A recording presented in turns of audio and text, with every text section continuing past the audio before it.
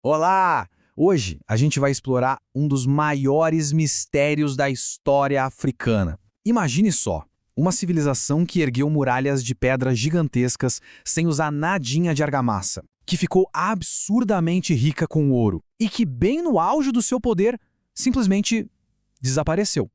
Pois é, como é que um império inteiro vira pó? Essa é a grande pergunta. Então a gente vai meio que bancar o detetive da história, sabe? Vamos seguir as pistas de pedra que essa civilização incrível deixou para trás e tentar montar esse quebra-cabeça. Então, para a gente começar a entender o tamanho do mistério, vamos primeiro voltar no tempo para ver a real dimensão e a sofisticação de tudo que foi perdido. A gente está falando do Grande Zimbábue. Esse era o coração pulsante de uma civilização que dominou o sul da África por séculos. E não era um vilarejo qualquer, não. Era uma metrópole de verdade. E como eles chegaram lá? A ascensão foi, olha, meteórica. Pensa só.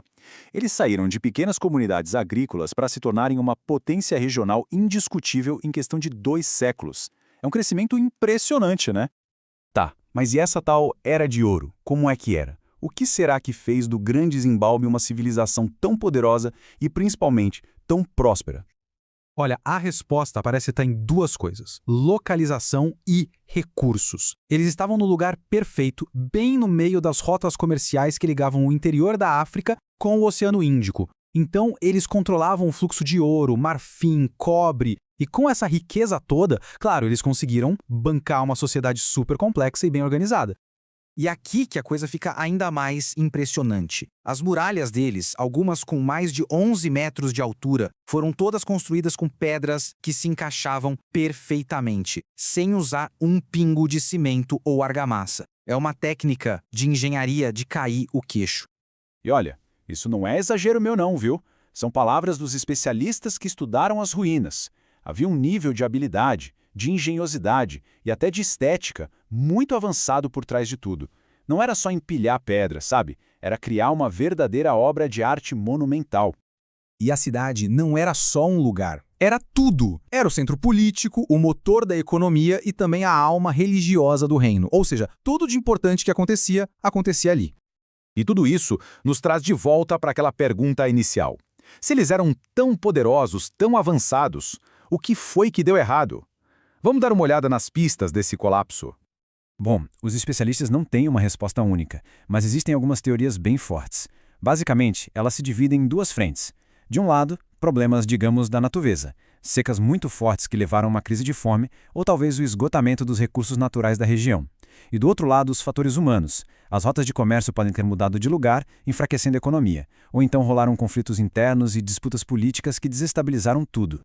E aí que mora o grande desafio. O povo do Grande Zimbábue não deixou nenhum tipo de registro escrito.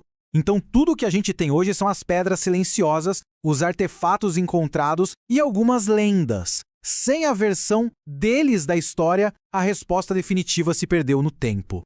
Bom, e isso nos leva para o capítulo final dessa história toda, o legado e a redescoberta. Porque a história do Grande Zimbábue, acredite, não terminou quando os portões da cidade se fecharam.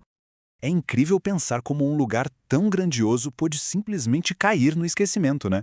A cidade foi abandonada aos poucos, virou lenda na região. Séculos depois, ela foi redescoberta pelo mundo lá fora. E aí começou essa busca por respostas que, na verdade, continua até hoje. Mas afinal, por que tudo isso importa?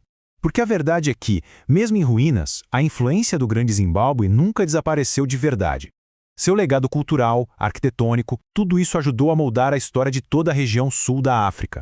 É uma herança tão forte que deu nome até a um país moderno. No fim, a história do Grande Zimbábue deixa a gente com uma pulga atrás da orelha, não acha? Se uma civilização tão magnífica pôde ser quase que totalmente esquecida, quantas outras grandes histórias ainda estão por aí, enterradas só esperando para serem redescobertas? Parece que o passado ainda tem muito para nos contar.